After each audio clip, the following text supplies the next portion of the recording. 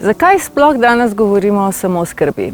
Imamo polne trgovine vsega, tretjino hrane zavržemo. Dejansko jo zavržemo veliko več, ker veliki del hrane sploh nikoli ne postane produkt, ki se ga sme prodajati. Imamo krive kumare, imamo nekalibrirane korenčke. Torej, v tem svetu, kjer danes živimo, je obilje, kot ga že dolgo ni bilo. Danes ne vemo več, kaj je lakota. Če vi otroku poveste, pojej to, sicer te bom pustil lačnega, večina otrok sploh ne ve, kaj govorite. Bojo počakali, da vi zapustite kuhnjo, potem pa bojo že pojedli svoj namaz, svojo pico, svoje kekse ali to, kar so si zamislili. Ampak ne tako dolgo nazaj je v teh krajih lakota bila doma. Ljudje so zelo dobro vedeli, kaj pomeni neizprosna trda zemlja. Pa je res narava bila razlog tej lakoti ali je razlog bilo to, da ljudje niso znali sodelovati z naravo, da jo niso spoštovali ali da niso znali sodelovati med sabo. Jaz sem rojena v Vojvodini. Tam ni hribov, tam ni kamnov, 6 metrov koplješ in je še vedno humus. Tam dejansko pravijo, da če gumb vržeš v zemljo, ti bo obleka zrasla. Tle je pa čisto drugače. Na Gorenjskem, na Notranjskem, na Koroškem je življenje včasih neizprosno. Človek ima na razpolago le nekaj centimetrov zemlje, na kateri je treba preživeti. No, zato nas je zanimalo, ali lahko sploh na taki površini preživimo. Glejte, Slovenija ima najmanj obdelovalne površine v Evropi, če ne štejemo Švede in Fince. Dejansko smo od 27 državah na 25. mestu. Obnašamo se, pa kot da nas res naša zemlja lahko prehrani. Imamo manj kot 9% obdelovalnih površin. Veste, kaj to pomeni? Šele vsaki 10 kvadratni meter lahko uporabimo za pridelavo hrane. Jutri se lahko zgodi, da obilje, kot ga danes poznamo, izgine. Samo malo, da se še zakuha v Perzijskem zalivu, da potopijo še kakšen tanker in se bo arterija, po kateri svetovna nafta priteka, ustavijo. Potem se pa bojo ustavile tudi kapilare. A mislite, da te reke kamionov, ki prevažajo našo hrano sem in tja, bojo še vedno na naših cestah? Svet, ko ga poznamo danes, lahko čez noč zgine. In kaj bomo jutri jedli? Ali lahko preživimo na 800 kvadratnih metrov obdelovalnih površin, kot jih imamo za vsakega Slovenca? Dejansko jih imamo iz leta v leto še manj. Ko se je Slovenija osamosvojila, so zelo dobro vedeli, da brez samooskrbe ni samostojnosti in suverenosti. Prvi minister za kmetijstvo v tedanji vladi je takrat povedal, da če ne zagotovimo 80% samooskrbo, nismo neodvisna dežela. Takrat je njegova največja skrb bila, da zagotovi hrane za pol leta, predno smo se odločili za ta pomembni korak. A smo danes to pozabili? A danes sploh imamo rezerve? Danes rezerve žit in hrane na tem svetu ima samo Kitajska. No, če vprašate strokovnjake danes, vam bojo povedali, da situacija sploh ni tako slaba. Sicer sadja in zelenjave imamo približno za tretjino svojih potreb, krompira za 2/3, vina imamo 94%, mleka pa govedine še več, kot bi jo potrebovali. Pa je res tako. Glejte, statistika Bruslja upošteva, da je samooskrba tudi to, da krmo, živali, sadike in semena kupiš drugje. Torej, mi res imamo več mleka, kot ga potrebujemo, le da smo prvo uvažali govedo, potem smo uvažali seno, potem smo uvažali vsa cepiva in vse ostalo, kar bi ta krava potrebovala. Mi imamo svoje sadje in svojo zelenjavo, s tem, da večina sadik in semena prihaja od drugje. Teh 2/3 krompirja, ki naj bi nas nahranile, trenutno rastejo semenski krompiri nekje tam na Nizozemskem ali na Kitajskem.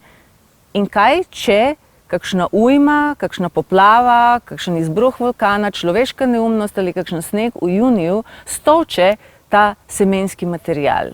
2/3 sveta bo naslednje leto sejalo koruzo, pšenico in druga žita, za katere šele to leto dozorevajo semena. In kaj, če teh semen ne bo? Kaj bomo takrat jedli?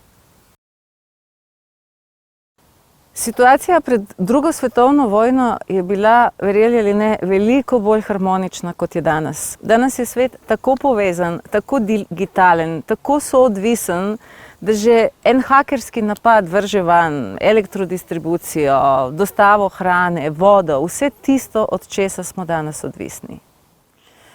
Ja, lahko rečete, da pretiravam.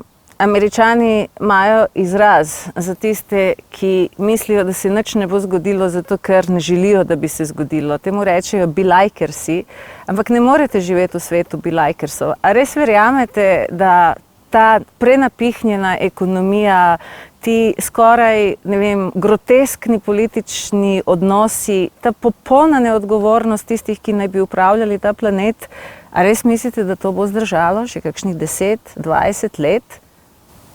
A se sploh da biti samooskrben v današnjem času? Kaj se sploh da pridelati na 1 hektarju ali na 800 metrih?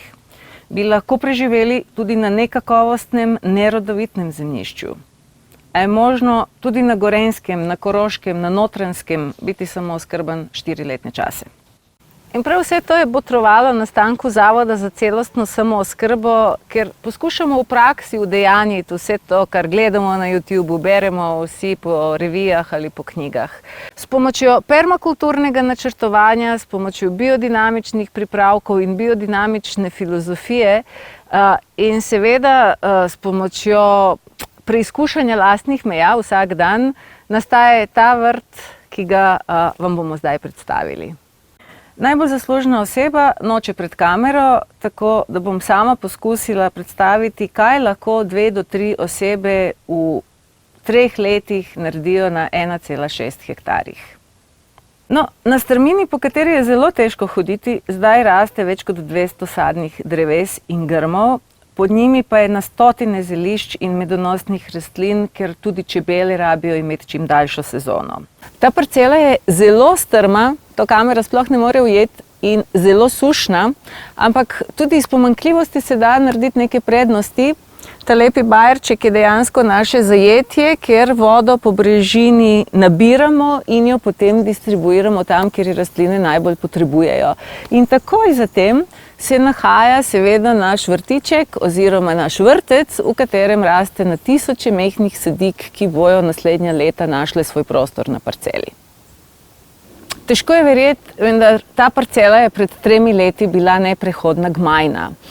Samošavje, robidovje, zimzelen in prav zaradi tega je bilo na voljo zelo veliko materijala, organskega materijala, da je zelo neplodna parcela s pomočjo tega postala plodna. Vse, kar boste videli, je dejansko zloženo po principu visokih gred in te so se izkazale za odlično rešitev.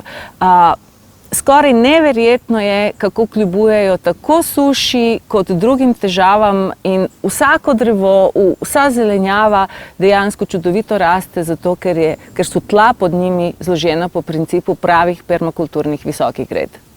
No, visoke grede so res čudovita pogruntavščina permakulture. Že 10 let jih preizkušam, veliko različnih sem imela, vsaka me nekaj novega nauči, ampak nekaj pa drži. To, kar pravijo permakulturniki, to, kar Ana Vovk-Korže ugotavlja, tudi sama ugotavljam, da na isti površini, kot bi jo imeli na vrtu, na visoki gredi pridelamo vsaj 3-krat do 4-krat več zelenjave. Seveda, če jo pravočasno tam nekje septembra, oktobra še malo pokrijemo ali če je pokrita na začetku sezone, kot za šalo podaljšamo pridelovalno sezono še za 2 do 3 mesece. Poglejte, tle smo že pobrali zgodaj pomladi kakšnih 20 solat, veliko redkvic, gomoljne koromače. Zdaj tle raste pastinjak, vmes, tega res ne vidite, ampak odlično rastejo tudi rdeče pese. Po robu se dol prostira sladki krompir, vmes je pa še nekaj paradižnika, celo obilje na približno 3 kvadratne metre površine. No, kako točno pripraviti visoke grede in tople grede, da v njih pridelujete 365 dni v letu, to lahko preberete v priročniku, v katerem je zelo natančno opisano, kako se tega lotiti, da zares deluje. Ja, nenehno poslušamo, da vrtičkarstvo ne more prehraniti planeta, da šteje samo intenzivno agroznanost, visoki high-tech, pa je res temu tako. Poglejte, vsa ta sodobna agroznanost bazira na tem, da kmet bo prvo kupijo največji traktor, kupijo najboljše seme, nabavijo škropiva, nabavijo gnojila, plačajo nafto, plačajo delavce, plačajo stroje, plačajo priključke in da iz vsega tega na koncu bo dobijo največje donose. Ampak računica se vse bolj pogosto ne izide. Klimatske spremembe so že naredile, da imamo vse bolj pogosto sušo, toče, spremembe na svetovnem trgu. Vse bolj pogosto kmet ne dobi van tisto, kar so mu obljubili. Plačani so pa vsi drugi, tisti, ki mu je prodal traktor, tisti, ki mu je prodal gorivo, tisti, ki mu je prodal gnojivo, škropivo, semena. Ampak takšen način kmetovanja dejansko pelje v slepo ulico. Od tega ne dobimo ne mi, ne zemlja, ne kmet, ne naši zanamci. Dobile kapital. Vsakič, ko nevladniki povzdignemo glas, da kmetijstvo ne gre v pravo smer, slišimo, a ste vi normalni, vrtičkarstvo ne more rešiti sveta, ljudje umirajo od lakote, svetovno prebivalstvo se veča. Na nek način nas celo zmerjajo, da smo ekofundamentalisti in da edino znanost in nenehno povečanje proizvodnje bo rešilo sveta. Ampak dajmo pogledati to ekonomijo malo bolj od blizu. Na njivi konvencionalnega kmeta je 3 kg na kvadratni meter super donos krompirja. Par kilogramov korenčka je super donos korenčka. Tam se seje strojno, obdeluje se strojno, strojno se pobira, vmes je potrebno lep pridelek škropiti, gnojiti in kemično zatirati plevele. Torej, ogromno vložka, ogromno kemije, da na koncu dobimo le par kilogramov pridelka na kvadratni meter. No, oglejmo si pa zdaj to gredo korenčka. Kmet ga nikoli ne bi sejal tako gosto, ker on rabi točno kalibriran korenček, ki sočasno dozori in se ga da tudi strojno pobrati. Jaz si na vrtu lahko privoščim bolj gosto setev, ker ta korenček lahko pobiram skoraj 6 mesecev in vsakeč potegnem kakšnega, ki se že malo odebelijo in potem takoj naredim prostor, da se nemoteno debelijo tudi ostali. Na kvadratnem metru si ja tako pridelam vsaj 3-krat več korenčka, kot bi ga agroznanstveni pristop in zato ne rabim traktorja, ne rabim priključkov, ne rabim goriv, ne rabim škropiv in ne rabim zastrupljati tla, iz katerih bom uživala hrane. Na tej visoki gredi sem spomladi pobrala več kot 20 solat, 10 gomoljnih koromačev, ogromno peteršilja, celo linijo redkvic, potem pa so prišle na vrsto paprike. Tle na robu pa vidite, kako se spušča sladki krompir. No, da se ne ukvarjamo s pleveli, pustili smo, da se vmes lepo razrastejo divje rukole, ki jih potem pobiramo vsaj 2-krat na teden. Ko sem lani preštela, koliko smo pridelali z te visoke grede, je izkupiček bil res fascinanten. Do sedaj v tej sezoni je ta greda že dala več kot 7 kg zelenjave. Ko bomo pobrali še te paprike, ta sladek krompir, pa bo verjetno še 2-krat toliko. Če to preračunam na površino, potem je naš prinos kakšnih 7 kg na kvadratni meter. Agroznanost tega ne zmore. Konvencionalna njiva tudi ne prenese mešane posevke. Ona ne prenese, da se zmanjšujejo razdalje. Permakulturni vrt pa prav s kombiniranjem rastlin doseže največ prednosti. No, na tej gredi se še vidi, je spomladi rasel grah, vmes je že rasl koprc, pod njim že solata. Zdaj, ko smo to pospravili, evo, zdaj so na vrsti naše rdeče pese, da finiširajo in nobenega tle ni motijo.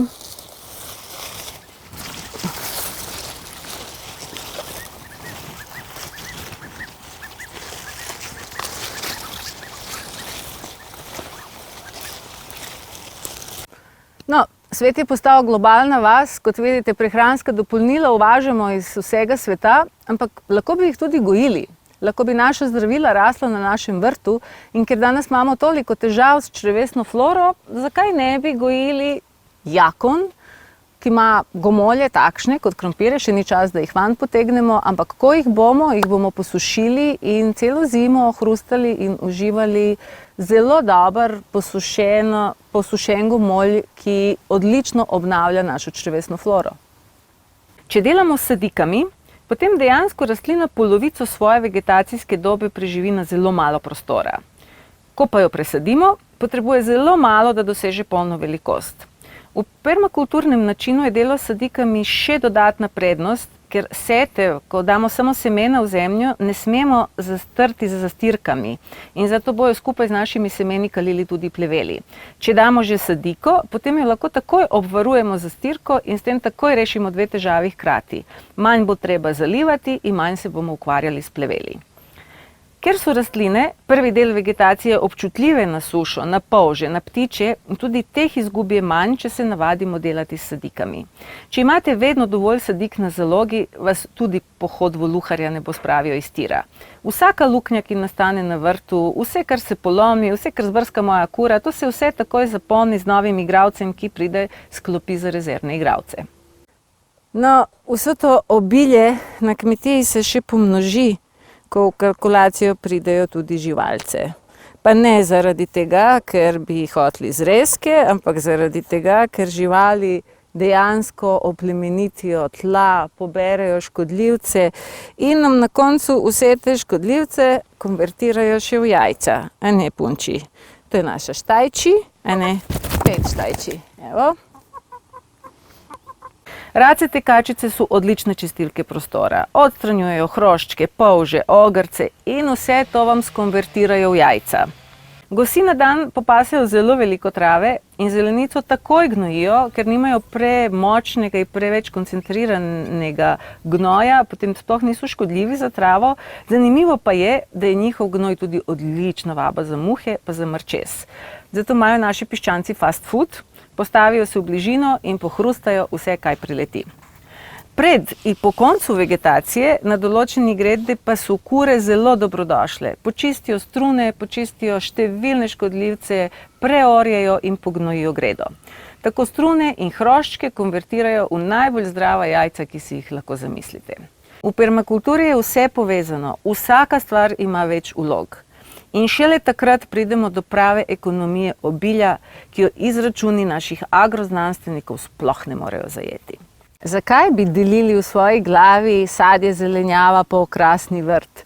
Dejansko marsikatera okrasna rastlina je še kako užitna in koristna rastlina. Denimo maslenice so dobile ime potem, da imajo okus kot masleni rogljički. Dejansko to je ena od najbolj okusnih rož, zelo bogata s kalijem, izjemno sladka in ker maslenice živijo le en dan, naj vam jih ne bo škoda občudovati dopoldan in pojesti popoldan. Osebno mislim, da kljub vsemu temu pridelku, to, kar vrt da nam v obliki sadja in zelenjave, to je manjši del tega, kar dobimo. Bolj kot jaz obdelujem ta vrt obdeluje mene. Dejansko uči me potrpežljivosti, uči me tega, kako je vse povezano, uči me, da zaupam v obilje, ki ga naenkrat prepoznavam v vsaki zadevi. Uči me, da zares je vse poskrbljeno in da je inteligenca narave tako velika, da presega še tako veliko človeško pamet. Ker sami pridelujemo sadike in semena in jih imamo vedno več, kot jih potrebujemo, večina konča na kakšnih eksperimentalnih področjih. Preprosto ni prostora na obdelanih gredicah, da bi vse tam dali. V praksi to pomeni, da marsikaj poflancamo tudi tam, kjer nihče normalen ne bi pomislil, da bo lahko rastlina uspevala. In ravno takšne lokacije me vedno znova presenečajo. Ravno mislim, da sem pogruntala, kaj rastlina rabi, pa narava namigne, ne, draga moja, boš ti še videla. Poglejte si to rukolo in ta stročji fižol, ki rasteta na tej goli skali. Pa tu ni niti 2 centimetrov prsti, nič pognojeno, nikoli zalito. Pa uspešno raste, pa niti enega rumenega listka nima. Poglejte to trto, ki je divje rasla v gošči žive meje, čudovitega okusa in očitno je odporna na vse. Potrebovala je le malo sonca, pa da jo privežemo, pa čisto nič drugega. Bi si vi upali dati ribe pod smreko? No, v permakulturi še pleveli niso odveč, smo jih prav veseli, ker nenehno rabimo malo zastirke, torej malo sence in zastirke s pleveli.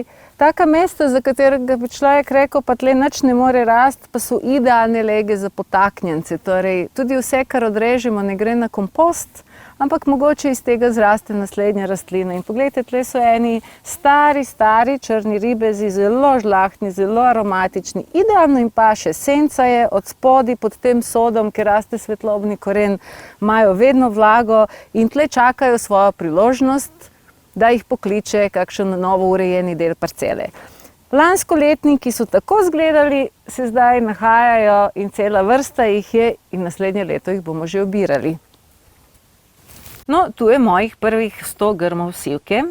Prej je to, kar sem obrezala, vedno končalo na kompostu.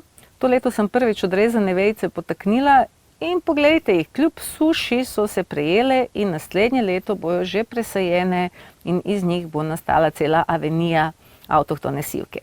No, kamorkoli pogledate, že raste kakšen potaknjenec, ki bo naslednje leto preseljen na novi prostor. Zanimivo je, da tudi divje češnje, jablane, kostanje niso nekaj, kar je treba pokositi. To je nekaj, kar je treba le precepiti. Ma zakaj bi se trudili in ujčkali mlado drevo, pa še cepetali, a nam ga bo voluhar obžrl, ko imamo že stara drevesa, ki jih cepljenjem in pomlajevanjem lahko prevzgojimo v veliko bolj trpežno in rodno drevo. Recimo na tem starem bobovcu je zdaj precepljenih več kot 10 sort različnih jabolk. Nobeno mlado drevo ne bi uspevalo tako dobro kot to, ki je že desetletje razvijalo svoje korenine. Kostanje so zelo zahtevna drevesa. Želijo živeti le v tleh, kjer so v simbiozi s posebnimi gobami, s posebnimi bakterijami v tleh in jih je dejansko zelo težko na novo nasejati, pa da vam res dobro rastejo. Veliko bolj modro je pogledati, ker se kostanj odločijo že sam rast in potem iz divjega kostanja narediti dobrega, zelo okusnega s cepljenjem. Tle recimo je primer, kako en dober stari kostanj, ki sicer daje mehne plodove, bo čez nekaj let dajal zelo plemenite betižak, žlahtne kostanje. Če bi bilo možno sešteti vso sadje, zelenjavo, zelišče, sadike, lesni material, ne bi mogli verjeti, kakšno obilje nam narava lahko da. Pa s tem še vedno nismo zajeli tistega najbolj pomembnega darila. Vrt nas oskrbi s hrano, zelenjavo, z zelišči. Zelo pomembno v zadnjem času, oskrbi nas tudi razbremenitvijo elektromagnetnega smoga. Ko smo povezani z zemljo, ko stopamo po tleh ali ko se tal dotikamo, dejansko ponovno steče ta naravni elektromagnetizem, ki krepi naš imunski sistem. Številne raziskave tudi dokazujejo, da je to eno od najboljših naložb v imunski sistem. Ni treba uživati antioksidantov, če že stik z zemljo v telo spravlja toliko negativno nabitih delcev, kot jih sploh ne morete zaužiti s kakšnimi prehranskimi dopolnili. In ko vse to spoznamo, ko iz dneva v dan vse bolj čutimo, kako smo s tem povezani, potem ni treba iti nekje kakšnemu guruju na Himalaje, v Boliviji ali ne vem že kje, da bi nas naučili, kaj je življenje. Potem res začnete čutiti, da ste eno z vsem tem. Potem tudi razumete enega antičnega meniha Pahonimusa, ki je zapisal, da na vrtu človek lažje sreča Boga kot v cerkvi. Več o pridelavi tekom celega leta preberite v priročniku Sveža zelenjava 365 dni v letu. Prelistate ga lahko na shop.zazdravje.net. Več o celostni samooskrbi pa preberite na spletnem portalu www.zazdravje.net.